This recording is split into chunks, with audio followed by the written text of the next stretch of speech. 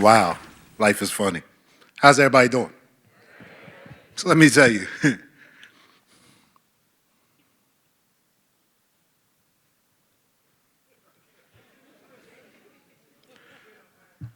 that's the facial expression I had and the silence that came over me when my mother took me to the police station and left me there. I was a kid. I had to grow up real fast. I didn't know it at the time, but I became hardened. Because in my mind, I was saying, I could prove myself. I don't know how, but I can prove myself. And there was a man who had a gas station across the street from where I used to live at who came to the police station and said, "Do you have Junior here?" And I don't know if y'all remember, but in the 70s, DHS wasn't a 24-hour service. And so when when this man said, "Do you have Junior here?" He said, "Yeah, he's in the back room. You want to see him?" Yeah. And when he walked in the back room, I ran into his arms and wouldn't let him go. And he said, "I'm going to take you home with me. I'm going to raise you as my son." But what he could not do was erase the pain and the hurt of my mother abandoning me. Because in my mind, if my mother didn't want me, why would anybody else want me? And so my retribution at that point became violence. If you did anything to me, I was going to get you back any way, any shape, any form, anyhow. Because I could control that. Till I found out I couldn't. I got locked up at 20 years old for murder. I'm going to tell y'all something tonight that I've never told anybody. That's why I know there's a God. I tried to kill myself. I remember taking 4 100 Cinequans, or sleeping pills, and laying down and going to sleep. And when I woke up, I was mad. The judge sentenced me to 10 to 20 years in prison. And I went up to Camp Hill, and in the 80s, Camp Hill was a place that was racial. I mean, it just is what it was. It was even worse in the 90s because they had rioted in Camp Hill, and by the time I got to Camp Hill, it was nothing but a bunch of burnt down buildings. And I got off the bus, and literally, the sheriff said, "You spicks go to the left, you niggas go to the right, and you white boys are gonna realize who y'all are starting today." I'm Maxwell, dog. You ain't talking to me like that. So we started fighting. I got put in a hole for 9 months. After I got out the hole, I went to classification. And they said, "We're gonna give you 3 choices of where you can go." At the time, I'm 22. Y'all just gave me 10 years. I'm gonna go somewhere where I can get an education. I wanna go to Rockville. Why you wanna go to Rockville? Rockville got the best prison program in the state, and if y'all gave me all this time to do, I might as well get an education. Because one thing my father always taught me was education, education, education. Because what's important to you will be important to your child. Education, and it's stuck. I could not come home from school and my father say, "What did you learn today?" I couldn't say nothing. Because he would knock me upside my head and then take me up to the school and ask the teacher why my boy ain't learned nothing. See, my father was from Magnolia, Italy.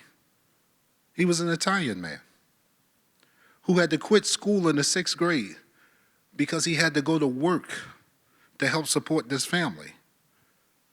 So when he came to America, he could not believe that we can get an education for free up until the 12th grade. And so that became his mantra. My kids will be educated. So now I'm sitting in this room, I'm telling you, I'm sitting like I'm at an interview. The lieutenant says, we're not sending nobody to Rockville. And we had a Mexican standoff. And lo and behold, he said, you know what, I'm going to send you to Rockville. I don't know why. I can't take credit for it. He said, but I'm going to send you to Rockville. So they sent me to Rockville. This is how I know there's a God. When I get to Rockville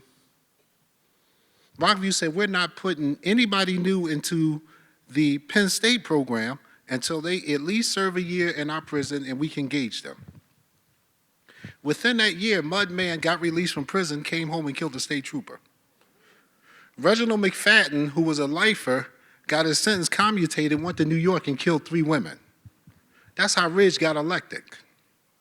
And Ridge got elected on a whole get tough on crime thing. And so one of his things was, we're going to take all of the educational programs out of the prisons. Don't say, oh my goodness. My class was the last class to get the Pell Grant. And I went to college.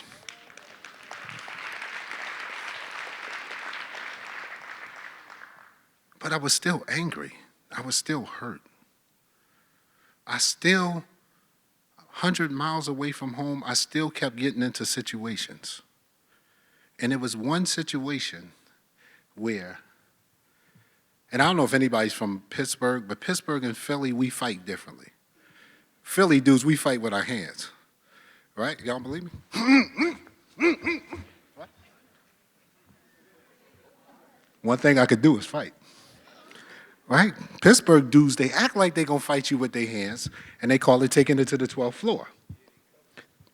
So I told these dudes, anybody take me to the 12th floor, I'm going to send you to the hospital.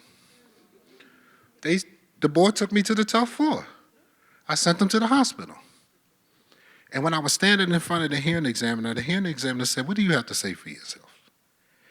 And I said, if this dude wouldn't have, and I stopped. Because at this point, I've been locked up for 5 years. I've had 15 misconducts, 3 assaults, and I'm still finding myself in the same situation. I said, you know what, I don't have nothing to say. And he said, well, we're going to give you 2 years in the hole to think about it. The best 2 years of my life.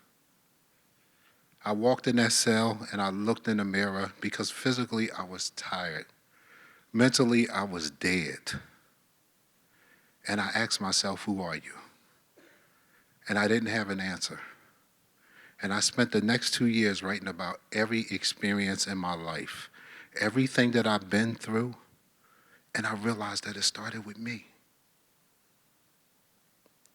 That my doubt, that my self-pity, that my abandonment had caused me to doubt me. And I wrote, those whole 2 years, I just wrote. And I ended up writing my mom a 7-page letter. And I was in a cell by myself, so I could do this. I cried like a baby. And I folded that letter up and I put it under a mattress. And 3 days later, I opened that letter and I ain't feel nothing. And when they let me out the hole, I said to them, I'm going to tear the city of Philadelphia up.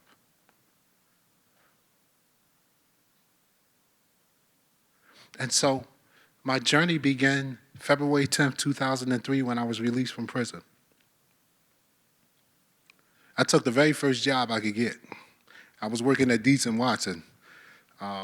We were stacking hams on a cart, and I was making $7 an hour, which for me, after making 34 cents an hour, was kind of like, yo, right? Problem was I had to get a halfway house, 20% for independent living, and then I had to pay them 20% to live there. I didn't actually live there, but they made me live there. Okay. So I was happy to be working at Dietz and Watson.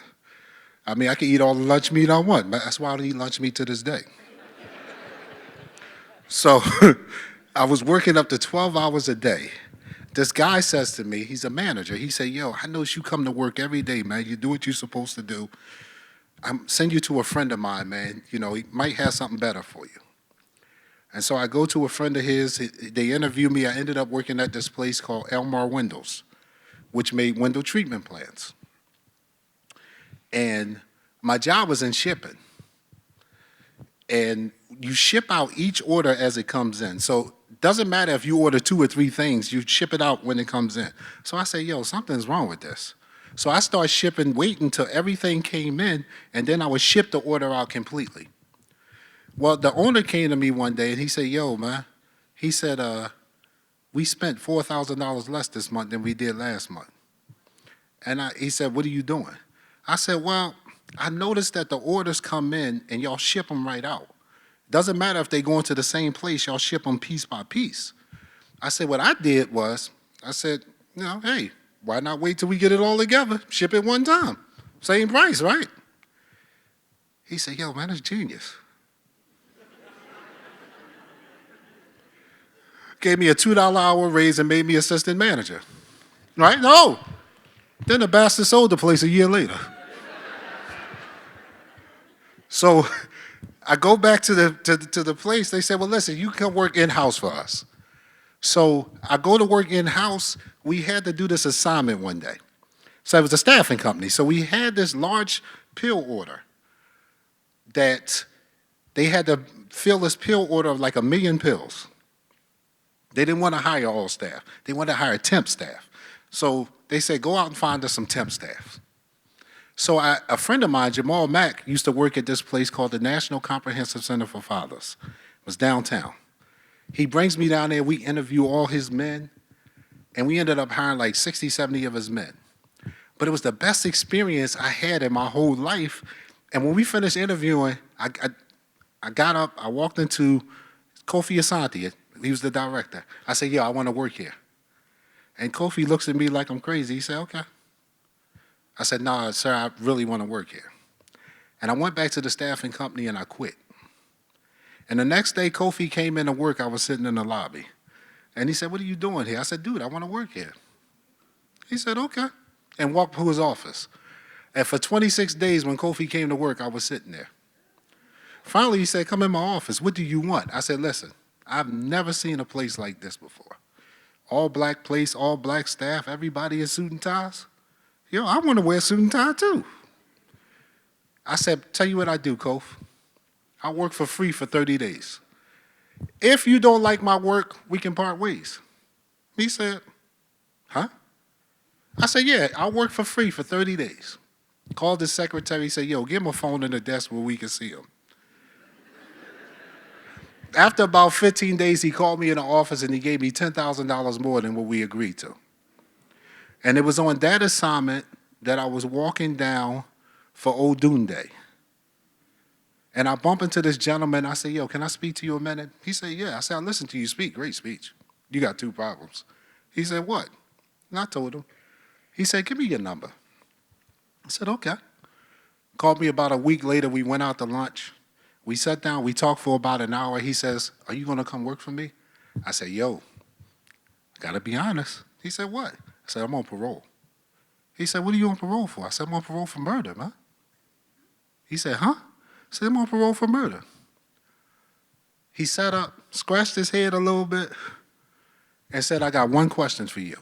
And I said, what's that? He said, you done with the dumb shit? I said, yeah. He said, follow me. And he took me back to his office. He called his secretary. He said, this guy's going to work for us from now on. Give him the respect of the office that you would give anybody else. That was back in 2007, 2 days after Michael Nutter announced he was running for mayor. And I've been with the mayor's office ever since.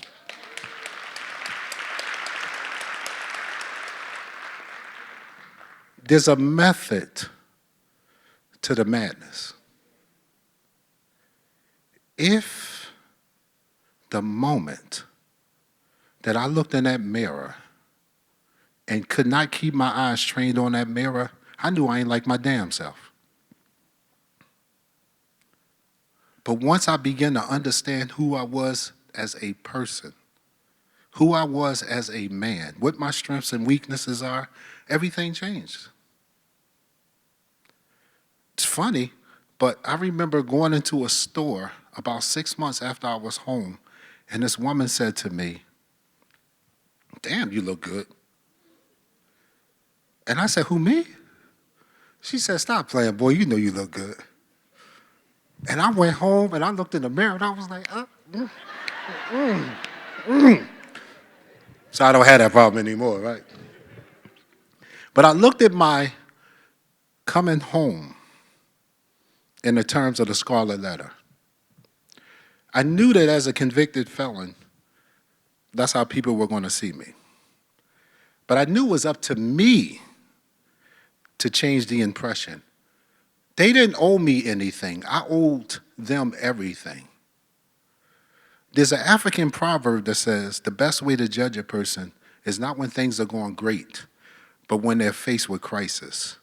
Because at that defining moment, their true character will be revealed.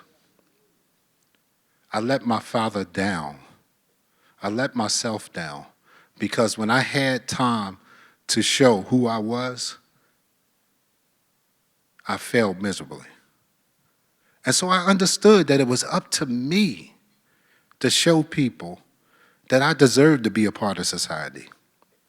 And so my attitude, my dress, my behavior, my temperament was that I was going to impress the hell out of people, and so that when I told them my story, they would say, wow, interesting.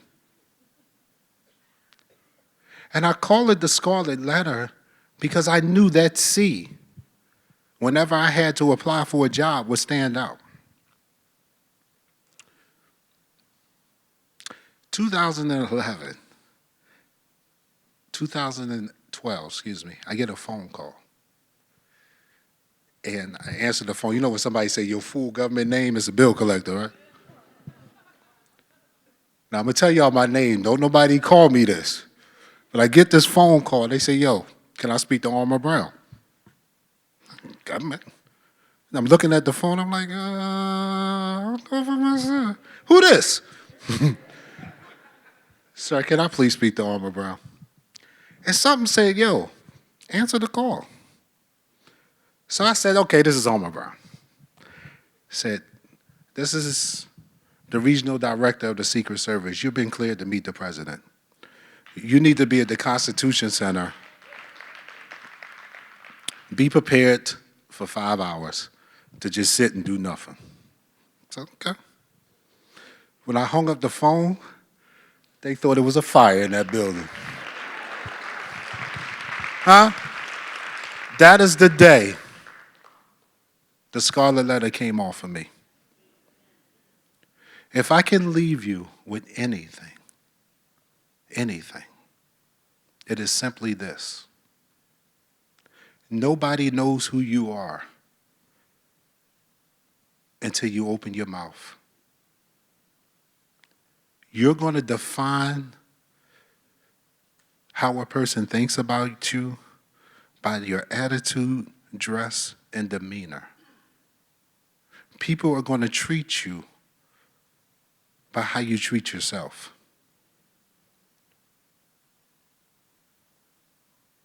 Step out of your comfort zone. Don't be afraid to hang around folks you want to be like. It's okay to be the dumbest one in the room as long as you're working with the smartest ones that can get you to where you're trying to go to.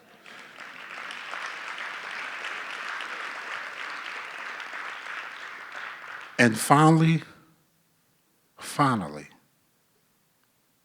don't sugarcoat your bullshit.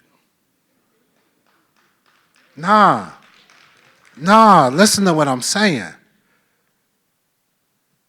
You ever been waiting to talk to somebody because they did something that you didn't like, and you say, yo, when I see Maxwell, boy, I could tell him, he get on my damn nerve. And then they walk in the room and you say, yo, man, that bull. Yeah, I know, I'm sorry. No, man, that bull. I said, I'm sorry, dog. What do you want me to do? When you empower yourself, it frees you from being accountable to what somebody thinks you are or should be. Thank you.